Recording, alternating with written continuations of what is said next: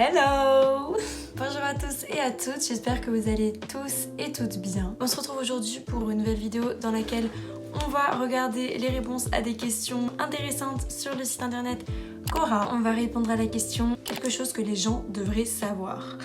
Donc voilà, on va lire plusieurs réponses qui semblent intéressantes et qui pourraient peut-être nous servir dans notre vie. C'est parti! I stack my money tall as a mountain.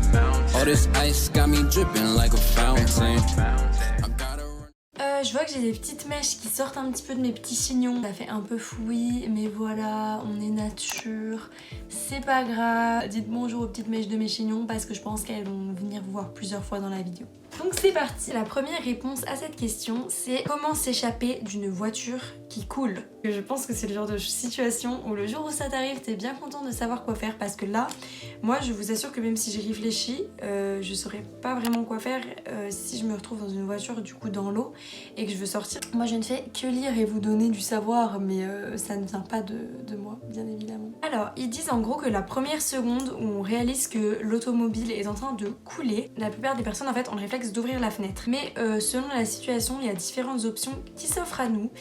Et du coup c'est certains points qui sont incontournables selon la personne qui a répondu à cette question. Donc la première situation, c'est si votre voiture flotte quelques instants avant de couler, qu'est-ce qu'on fait? Ça peut être intéressant cette fois de baisser la fenêtre parce que du coup on peut baisser la fenêtre et rapidement s'enfuir si du coup la voiture n'est pas recouverte d'eau. Ensuite, si l'eau envahit directement tout le véhicule, ce qui est bien entre guillemets, c'est que la pression de l'eau dans le véhicule va permettre d'ouvrir la portière. Moi j'aurais pas pensé, j'aurais pensé que c'est impossible. Alors qu'ils disent qu'au contraire, si l'eau n'a pas envahi tout le véhicule et qu'elle n'est pas complètement sous l'eau la voiture, c'est impossible par contre d'ouvrir la porte. Du coup voilà. Et bien écoutez, je sais pas si ça a été très instructif parce que en fait au final on sait quoi faire si la voiture n'est pas totalement dans l'eau et si elle est totalement dans l'eau. Mais si on est dans l'entre-deux, c'est-à-dire que ouvrir la fenêtre ça ne sert à rien et que la portière ne peut pas s'ouvrir avec la pression de l'eau, qu'est-ce qu'on fait? Je ne sais pas. Voilà. Quelqu'un a répondu à quelque chose que nous devons savoir. Si vous mettez 100 fourmis rouges et 100 fourmis noires ensemble dans un bocal, rien ne se passera. Okay. Mais si vous secouez le bocal, les fourmis vont commencer à s'entretuer. Les rouges croiront que les noirs sont leurs ennemis et les noirs croiront que les rouges sont leurs ennemis, vice versa. Alors que le véritable ennemi, c'est celui qui a secoué le bocal. Il en va de même dans notre société. Avant de nous battre entre nous, nous devons nous poser la question, qui a secoué le bocal? Très intéressant, c'est vrai que c'est bien d'imager notre société avec des fourmis. Alors ensuite on continue sur ce thème là avec la question, quelle chose chacun d'entre nous devrait-il savoir? Il existe en nous quelque chose qu'on appelle un point du bonheur, donc on va voir ce que c'est. Il s'agit d'un organe qui se situe à l'avant de la poitrine sur la partie supérieure et qui est appelé thymus. Donc si j'ai bien compris, selon le schéma, ça se trouve ici, un petit peu en dessous du trou là qu'on a ici.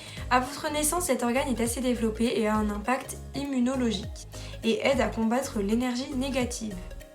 Ok, je ne savais pas. Pour connaître son emplacement exact, il suffit de mettre 2 doigts sur la partie avant et inférieure du cou, au niveau du sternum. Ça se trouve, je fais n'importe quoi. Pour stimuler votre point du bonheur et ainsi renforcer votre sensation de bien-être, c'est très simple. Il suffit de tapoter lentement, de toucher, de masser cet endroit pour augmenter le niveau d'énergie.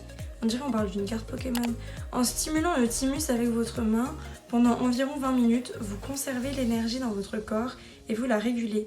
A l'inverse, le stress rend la glande plus petite et réduit sa durée de vie. Donc ne pas stresser et stimuler votre thymus. Mais j'ai pas compris comment on fait.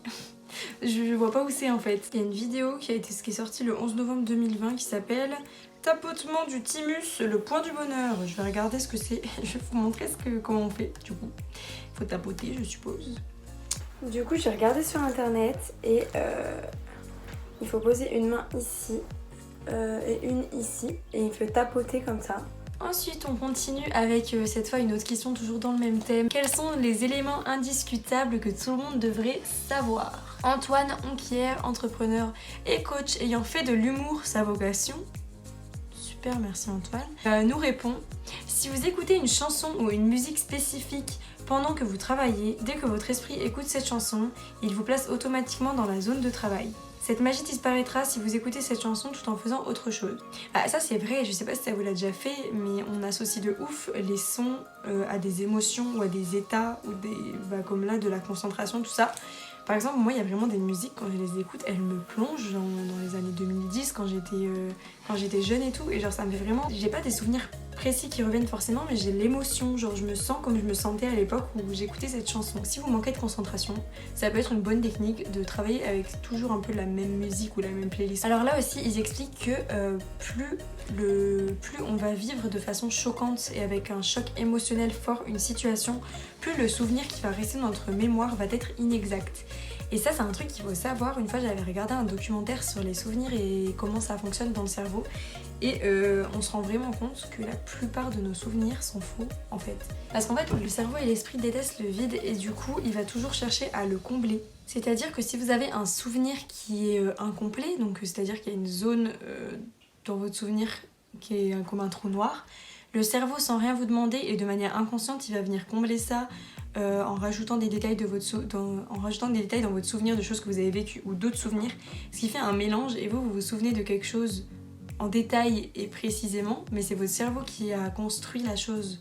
Du coup tout est pas faux, mais la plupart de nos souvenirs sont en partie faux. Du coup c'est fini pour cette vidéo, merci d'avoir regardé, j'espère qu'elle vous a plu. Dites-moi en commentaire si vous voulez que je fasse d'autres vidéos comme ça sur Quora, dans lesquelles on regarde ensemble les réponses à des questions importantes qu'on se pose tous. Et je vous fais de gros bisous, à très bientôt.